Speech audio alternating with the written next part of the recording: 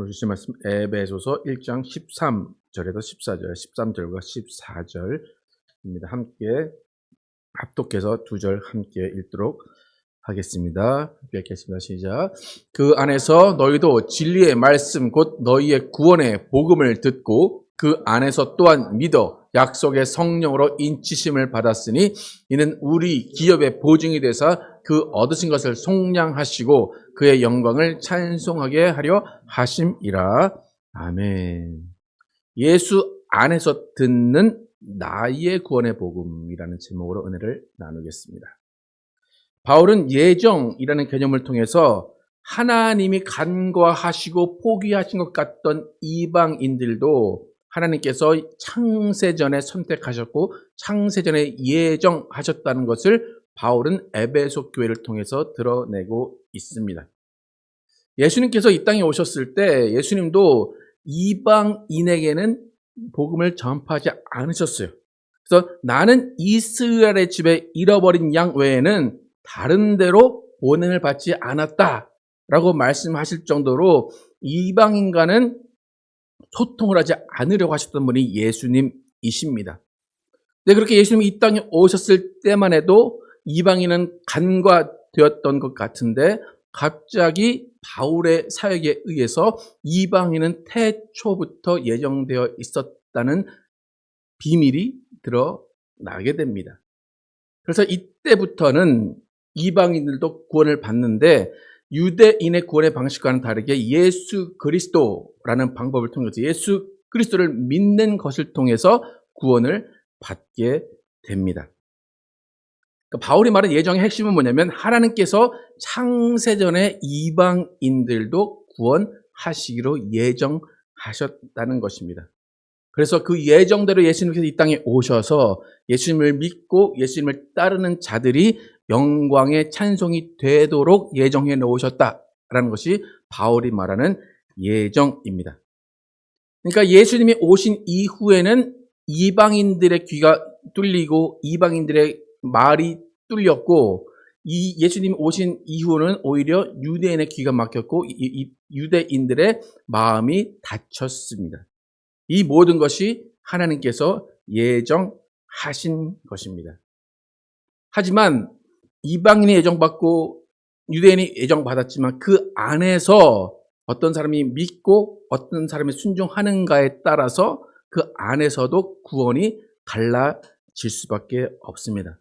그러니까 누군가는 믿고 누군가는 믿지 않음에 따라서 하나님께서 주신 구원이 그 사람에게 임하는가가 또 결정이 됩니다. 그러니까 저번 주에 말씀드렸던 칼빈의 이중 예정론은 이미 태초부터 누가 믿고 누가 안 믿고까지 누가 천국 갈 것까지 정해졌다라는 것이 칼빈의 예정론이지만 바울이 에베소서에서 말하고 있는 예정은 거기까지는 가지 않습니다. 하나님께서 이방인을 예정하셨다라는 것으로 마무리를 하고 그 이방인이 예정되어 있는데 그 이방인이 어떻게 천국에 들어갈 것인가 하는 것을 오늘 본문에서 이야기를 하고 있습니다.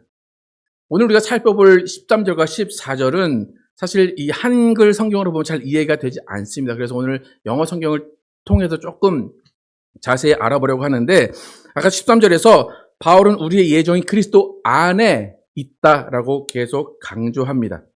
13절 보시면 그 안에서라고 시작하는데 그 안에는 in Christ예요. 예수 안에서. 우리는 예수 안에서 예정받았고 예수 안에서 구원받는 것입니다.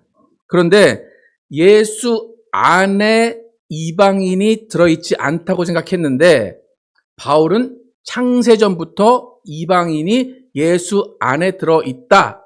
그것이 예정되어 있다. 선택되었다라고 얘기합니다. 그렇다면 우리가 이방인으로 태어났는데 우리는 언제 예수 안에 들어가게 되느냐는 거죠. 이미 예정하셨는데 예정하신 예수가 오셔서 우리를 만나주시고 우리와 함께 계시는데 언제 우리는 그 예정이라는 것, 선택이라는 것을 확인할 수 있게 되느냐. 영어 성경 보시면 When you heard the word of truth, the gospel of your salvation 이라고 그래요. 예수 안에 you also were included in Christ잖아요. 예수 안에 이미 포함되어 있었다. 근데 언제래요? 여러분이 뭐 할 때? 진리의 말씀을 들었을 때예요. 여러분이 진리의 말씀을 들었다면 내가 예수라는 사람의, 예수라는 존재, 예수라는 신의 말을 들었다라는 것을 인식하면 그때 여러분은 내가 선택되었었구나, 내가 예정되었었구나를 알 수 있다는 겁니다. 그러니까 바울이 복음을 들고 이방으로 가지 않았으면 이방인들은 예수님 안에 있다는 것을 모르는 겁니다. 근데 바울이 이방인에게 가서 예수 그리스도가 살아나셨고 예수 그리스도 하나님의 아들이다라는 복음을 전했을 때 이방인은 예수 안에 있는 거예요. 그러니까 있었다는 것이 확인되는 것입니다. 그러니까 하나님의 예정이라는 것은 뭐냐면 진리의 말씀을 들었을 때 이미 너는 예수 안에 있었다라는 것을 알게 하시겠다는 거예요. 여러분이 가장 궁금해하고 여러분 스스로도 그렇고 내 자녀가, 내 가족이 예정되었을까? 내가 선택받았을까? 내 자녀가 선택받았을 때 가장 궁금하죠. 그죠? 여러분 선택받았다고 생각하십니까? 안 하셨으면 어떡할까요? 여러분 하나님께서 여러분을 구원하지 않기로 작정하셨는데 왜 여기 오셨냐고 말하면 어떻게 될까요? 그런 일은 도저히 없는 겁니까? 칼빈의 예정론에 의하면 구원받을 사람이 이미 정해져 있고 구원받지 못할 사람이 이미 정해져 있는데 내가 아무리 노력을 한다고 해서 내가 기도를 아무리 하고 내가 교회를 열심히 다닌다고 해도 결국에는 구원 못 받는다는 게 칼빈의 이중 예정론이라면 제가 말씀드릴 때 바울은 그렇지 않다고 말씀드렸죠. 그러니까 너희는 you also were included in Christ. 이미 예수 그리스도 안에 있었다는 거예요. 근데 그게 언제 저에게 알려지냐? 내가 예수의 복음을 들었을 때 내게 예수의 복음이 들려진다. 이 사실은 내가 이미 예수 안에 있었구나. 창세전에 예정되어 있었구나. 라는 것을 알게 된다는 거예요. 여러분 예수의 복음을 들으셨죠? 그죠? 그럼 여러분은 선택됐고 예정이 되어 있다는 겁니다. 그러니까 여러분의 가족 중에 예정이 되었나 안 되었나 확실히 모를 것 같으신 분들이 계십니까? 그럼 여러분 뭐 하시면 돼요? 여러분이 그들에게 예수의 복음을 전하면 돼요. 그럼 그 사람은 강제로라도 어떻게 돼요? 듣잖아요. 그럼 하나님이 그걸 선택하신 거고 예정하셨다는 거예요. 여러분 예정에 쓰임 받은 것이고 그 사람은 예정 안에 있다는 것이 확인된 거예요. 단순하게 그거로 확인하라고 바울은 이렇게 이야기하는 겁니다. 그러니까 when you heard the word of truth예요. 그걸 들었을 때 너는 이미 예수 안에 있는 거야 라고 이야기를 합니다. 무슨 말인지 아시겠습니까? 예정이 그렇게 확인이 되는 거예요. 그런데 그렇게 진리의 말씀이, 진리의 말이 선포가 돼서 들었는데 내가 들은 다음에는 그 진리의 말이 어떻게 나에게 받아들여지는가? 영어로 보면 The Gospel of Your Salvation이에요. 구원의 복음으로 듣게 되는 거예요. 그러니까 누군가가 예수 얘기를 했어요. 근데 그것이 Word of Truth가 들려졌어요. 들려지고 그것을 내가 마음속에 새기고 이게 나에게 하는 말이구나 라고 받아들이면 그게 Gospel of Your Salvation이 되는 거예요. 당신의 구원의 복음입니다가 내 안에서 열매를 맺게 된다는 것입니다. 그러니까 Word of Truth가 각각의 사람에게 나의 구원의 복음으로 자리 잡게 된다는 거예요. 여러분 무슨 말인지 아시겠죠? 그러니까 제가 이렇게 앞에 설교합니다. 그런데 설교를 하는 것은 Word of Truth예요. 그럼 여러분은 각각의 구원의 복음으로 받아들이게 되는 거예요. 제가 하지만 어떤 분은 어로 받아들이고 오로 받아들이잖아요. 그죠? 근데 그것은 각각의 구원의 복음을 받아들이는 겁니다. 그러니까 예수님의 구원은 이미 예정이 되어 있는 거예요. 근데 그 예정을 하셨는가, 선택을 하셨는가는 어떻게 할 수 있는가? 내가 예수의 복음을 들었는가? 또 그 복음을 듣고 내 안에 나 자신의, 나만의 구원의 복음이 들어있는가가 중요한 것입니다. 그래서 나의 복음은 다 다른 거예요. 여러분이 예수를 이렇게 믿었고 저렇게 믿었고가 다 다르듯이 나의 복음은 다를 수밖에 없는 거예요. 예수님이 이스라엘에게 말씀하시는 구원도 각자 다 상황에 따라 달라요. 그 성경에 보면 예수님이 말씀하신 신약 성경에 보면 예수님이 구원이라는 말씀을 많이 하시거든요. 근데 이제 이게 문제가 뭐냐면 그 한글 성경은 다 구원이라고 표현을 하지만 영어 성경은 다 다르게 표현을 할 때가 있습니다. 그러니까 치료받는 것도 한국어 성경은 구원이라고 얘기를 하고 살아난 것도 구원이라고 얘기를 하고 자유를 얻은 것도 구원이라고 얘기하고 모든 것들을 구원이라고 다 이렇게 일반적으로 표현한 것이 한국어 성경인데 영어 성경은 조금 더 자세하게 이야기를 합니다. 하지만 구원이라는 것은 첫 번째 구원의 의미는 우리의 죽었던 영이 살아나는 것, 그것을 구원이라고 이야기합니다. 그리고 혈류병 걸렸던 여인이 치료함 받는 것, 힐링 받는 것도 구원이라고 표현을 합니다. 가난한 자에게 부유하게 되는 것도 구원이라고 이야기를 하고 포로된 자에게 자유를 주는 것도 구원이라고 이야기합니다. 이렇듯 구원이라는 것이 너무나 많은 상황에 있고 너무나 많은 표현이 있지만 각각의 상황에 내가 그것을 구원으로 받아들이게 되는 겁니다. 그러니까 진리의 말씀이 선포되는 것, 그것은 모든 사람에게 예정이 되어 있던 거예요. 각각의 어떤 상황에 따라서 그것을 받아들이는 사람은 그 상황에 맞는 내 복음으로 받아들이게 됩니다. 그래서 내 복음으로 받아들인 사람에게 생기는 것이 뭐냐면 믿음이에요. 여러분 듣는다고 바로 예수를 믿거나 다르게 살아가진 않아요. 예수를 복음을 듣고 내 마음에 내 속에 구원의 복음이 생긴 다음에 믿음이 생기는 겁니다. 오늘 런던 2차 신앙 고백에서도 말했지만 그 믿음 자체도 하나님께 주신 선물이라고 그래요.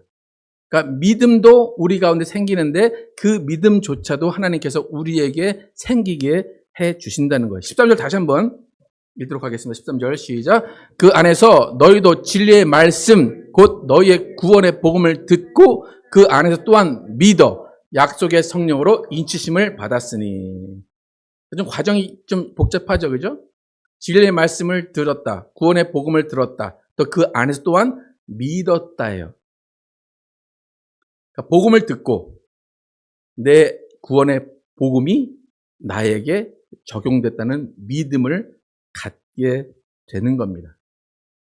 이렇게 구원이 어떻게 이루어지는가? 예수님께서 혈류병 걸린 여인, 12년 동안 혈류병 걸린 여인과 대화하시는 장면에서 우리가 믿음이 어떻게 생기고 그 믿음으로 어떻게 구원을 받는가를 잘 알 수 있습니다. 마태복음 9장 22절 함께 읽어보도록 하겠습니다. 시작. 예수께서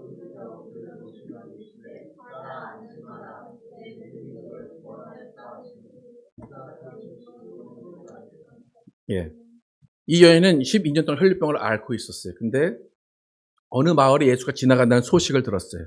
그게 아까 어떤 겁니까? Word of Truth예요. 그걸 들었어요. 소문을 들었어요. 그 다음에 그 사람이 그것을 내 구원의 복음으로 받아들이고 예수를 만나면 난 구원을 받을 거야.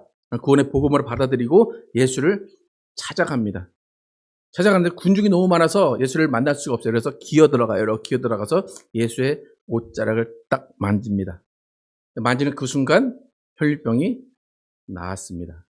예수님은 나에게도 능력이 빠져나갔다라고 이야기를 하십니다. 그러니까 이 여인은 구원의 복음이 자신에게 생기고 그 다음에 믿음이 생긴 거예요. 예수를 믿으면 내 병이 낫겠구나. 예수님이 뭐라고 그랬어요? 뭐가 너를 고쳤다고요? 내 믿음이 너를 구원하였다. 내 능력이라고 말씀하지 않고 너의 믿음이 너를 구원하였다라고 말씀하십니다.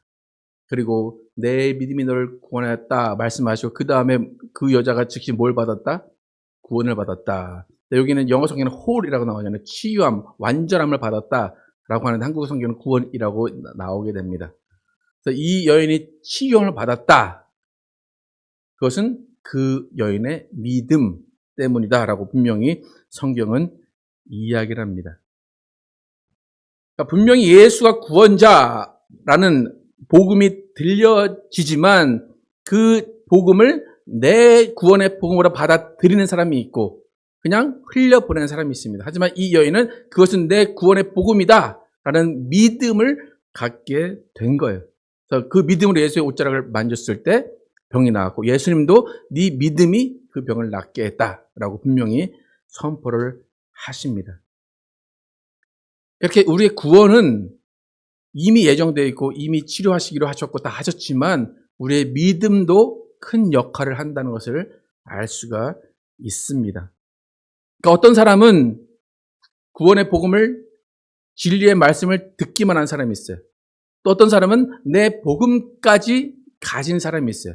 어떤 사람은 내 복음을 갖고 믿음을 활용한 사람이 있습니다. 그러니까 각각의 단계별로 있다는 것입니다. 그러나 구원받기 위해서는 어디까지 가야 돼요?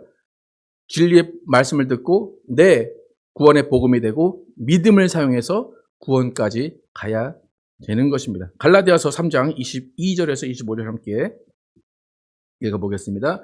시작. 그러나 성경이 모든 것을 죄 아래 가두었으니 이는 예수 그리스도 이름으로 말미암는 약속을 믿는 자들에게 주려 하심이라. 믿음이 오기 전에 우리는 율법 아래에 매인바 되고 계시될 믿음의 때까지 갇혔느니라. 이같이 율법이 우리를 그리스도께로 인도하는 초등교사가 되어 믿음으로 말미암아 얻게 하려 함이라. 믿음이 온 후로는 우리가 초등교사 아래 있지 아니하노라. 모든 것을 죄 아래 가두었지만 어떤 자들에게 예수 그리스도를 하는 약속을 주십니까? 믿는 자들에게 예수 그리스도의 약속을 주신다는 겁니다. 그러니까 믿음으로 우리는 구원을 받게 됩니다. 모든 것 다 예정해 놓으셨어요. 예정해 놓으시고 다 말씀도 주시고 예수의 피도 주시고 살도 주시고 다 주셨는데 그 거의 마지막 단계 우리의 믿음도 필요하다는 겁니다. 그런데 이 믿음 또한 하나님께서 우리에게 갖게 하시는 겁니다.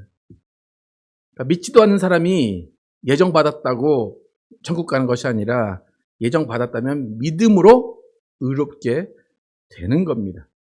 그러니까 여러분 바울의 예정을 이해하실 때 모든 민족의 복음을 듣게 하셨다라는 것까지만 생각을 하시면 되고 그 다음에는 성령께서 각각 사람들에게 오셔서 성령이 믿게 하시고 성령이 그 사람의 마음을 변화시키시고 성령이 그 사람을 하나님 예수께로 인도하신다라는 것을 생각하시면 됩니다. 이렇게 믿음이라는 것은 구원에 이르는 과정 가운데 마지막 정도에 있는 중요한 한 부분입니다. 그런데 이 믿음이 어떻게 생기는가, 믿음이 어떻게 구원에 이르게 되는가도 오늘 바울이 이야기를 하고 있습니다. 14절 함께 한번 읽어보겠습니다. 14절만 함께 읽어보도록 하겠습니다. 14절 시작. 이는 우리 기업의 보증이 되사 그 얻으신 것을 속량하시고 그의 영광을 찬송하게 하려 하심이라. 13절 후에 보면 그 안에서 또한 믿어라고 나왔잖아요. 믿어 그 다음에 뭐예요? 약속의 뭐로? 약속의 성령으로 인치심을 받았으니 우리가 믿었어요.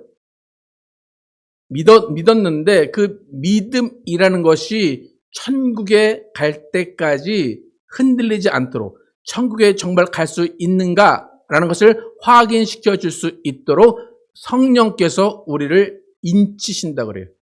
영어에 보면, 영성경에 보면 마크된 것을 seal 한다고 나오죠. 그죠? 그러니까 성령께서 우리에게 도장을 땅 찍어주시고 그 다음에 그거를 묶어놓으신 거 풀리지 않게.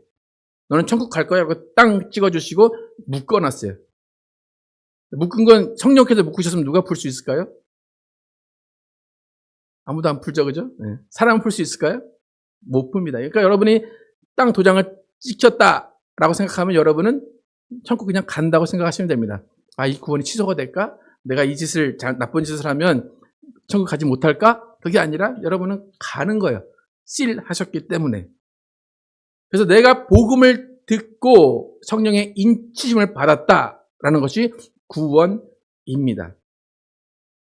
그런데 내 복음을 가진 자들에게 성령이 오셔서 믿음을 주시는 거예요. 아까 혈류병 여인이 예수의 소문을 들었어요. 그리고 나는 예수께로 가면 고침을 받을 수 있겠구나. 고침을 받을 수 있겠구나라는 믿음을 갖고 나가는 행동 가운데 성령께서 역사하신다는 겁니다. 예정은 예수님의 오심과 예수님의 진리의 말씀이 들려지는 것이고 그 이후에 우리 안에 구원의 복음이 생기고 믿고 그다음에 천국 가는 것은 그 나중의 일입니다. 여러분의 구원은 성령께서 보증하셨다는 것을 믿으시기를 축복합니다. 그리고 그 구원의 보증으로 예수님께서 세우신 교회가 생기게 되었습니다. 여러분, 우리를 예정하신 하나님께 영광의 찬송을 드리기만 하면 됩니다. 여러분, 불안해하지 않으셔도 됩니다. 내가 딱 죽었는데 눈을 떠보니까 천국이 아니네. 그럴 가능성이 있습니까? 없습니까? 속으로 있을 수도 있지 않을까 싶죠, 그죠? 근데 없다는 겁니다. 네. 여러분의 가족 가운데도 그럴 가능성이 있는 사람이 있다면 여러분 지금 가셔서 이 순서대로 해주시면 됩니다. 일단 복음을 듣게 하시고 그 복음을 자신의 믿음으로 생기게 하는 성령께서 역사해달라고 기도하시면 됩니다. 여러분, 예수님의 진리의 말씀을 누군가로부터 듣게 하신 것을 감사하시기를 축복합니다. 그 진리의 말씀이 여러분의 복음이 되게 하신 것을 감사하시기 바랍니다. 그 복음이 믿어지게 된 이 순간을 기뻐하시기 바랍니다. 그 믿음으로 의인된 것을 감사하시고 그 의인된 삶을 사시기를 축복합니다. 그래서 의인의 삶을 산다는 것, 믿음으로 산다는 것은 성령의 음성에 순종한다는 거예요. 누가 여러분을 인치셨다고요? 성령께서 인치셨어요. 그럼 성령께서 인치셨으면 성령은 끝인가요? 안 봐도 되나요? 성령이 인쳐줬으면 그 다음에 누구랑 함께 사는 거예요? 성령과 함께 성령의 음성에 순종하고 성령님이 하라는 것을 하는 거예요. 도장 찍어줬다고 성령 이제 안 봐도 됩니다. 일 다 하셨죠? 전 성령님 이제 안 봐도 됩니다. 그게 아니라 도장 찍어주셨으니까 그 도장 찍어주신 것에 감사하면서 계속해서 성령과 대화하고 성령의 음성에 순종하는 것입니다. 그래서 성경이 뭐라고 나오면 성령을 근심케 하지 말라고 그래요. 성령을 소멸하지 말라고 그래요. 성령을 회방하지 말라고 그래요. 예수님의 일은 이미 끝났어요. 하지만 성령의 일은 여전히 지속되고 있습니다. 여러분의 믿음의 삶을, 의인의 삶을 살게 하시는 분이 성령님이에요. 너 좀 착하게 살아야지, 너 좀 의인으로 살아야지, 선하게 해야지, 너 구원받은 자의 삶을 살아야지 라고 말씀하시는 분은 성령님이세요. 근데 그것을 계속 무시하고 계속 귀 닫고 있으면 성령은 근심하시고 성령은 회방되시고 성령은 소멸되신다는 겁니다. 여러분, 구원받은 자의 삶을 살기로 성령님과 약속하시겠습니까? 여러분, 영광의 찬송이 되기를 성령님과 약속하시겠습니까? 세상으로부터 칭찬과 존경을 받는 사람이 되기를 성령님과 약속하시겠습니까? 점점 줄어들죠, 약속이. 아멘이. 네, 성령님은 그거 하라고 여러분과 함께 계십니다. 구원받은 우리가 칭송받아야 할 하나님을 칭송하는 삶이 구원받은 자의 삶입니다. 우리 모두는 선택과 예정의 은혜를 받은 자로서 믿음의 삶, 의인의 삶을 성령님과 함께 동행하시는 여러분과 제가 되기를 예수의 이름으로 축복합니다.